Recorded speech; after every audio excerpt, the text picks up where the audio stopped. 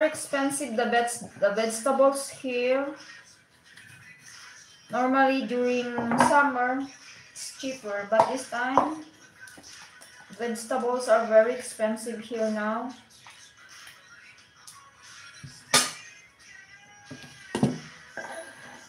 So I wash first the vegetables before cutting.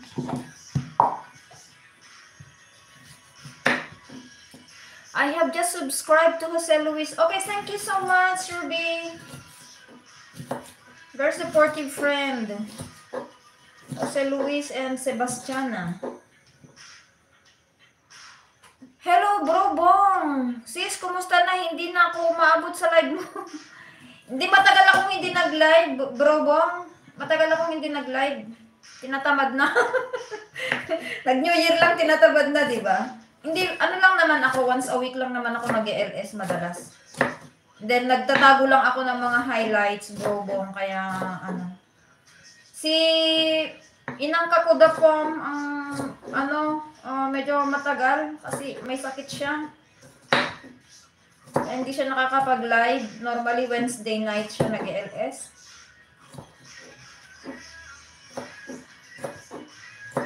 Ayan. Kumusta na watch hour mo, Bro Bong? Tuloy-tuloy ka lang dyan na mag-LS. Makakamit mo rin yan. Makakaabot ka rin. Vegetables are expensive in London. Yes, here now it's very expensive, Ruby. It's like very strong. My music is very strong.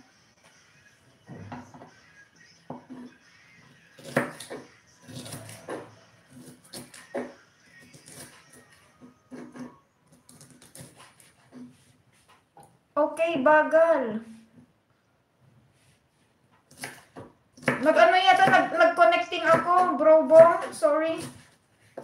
Nag-connecting ako. Nandito kasi ako sa kitchen. So, medyo mahina yung wifi ko dito sa kitchen ba. Kaya pasensya mo.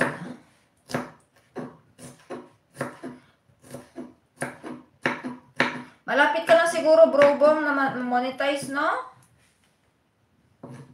Go ka lang ng go. Everyday, mag-LS ka lang dyan. Papasok yung mga gusto.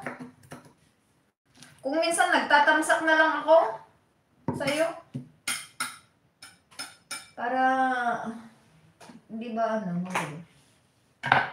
So, I don't know how do you call this vegetable, guys? If it is turnip.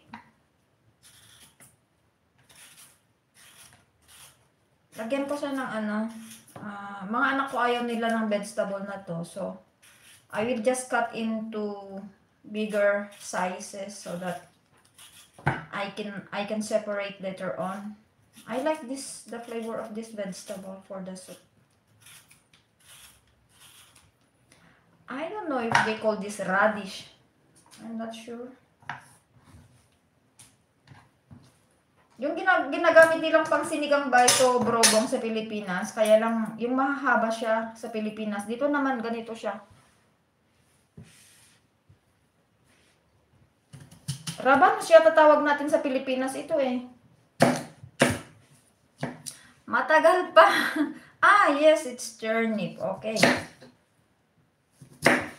I will cut into bigger sizes, Ruby, because my children don't like this, so I will cut into bigger sizes, something like this, so that later on when it's time to eat, I will put on my bowl.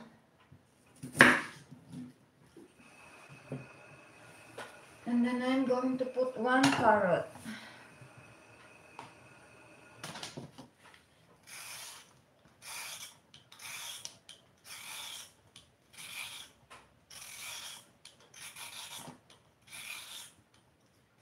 Vegetables are very expensive here now, guys.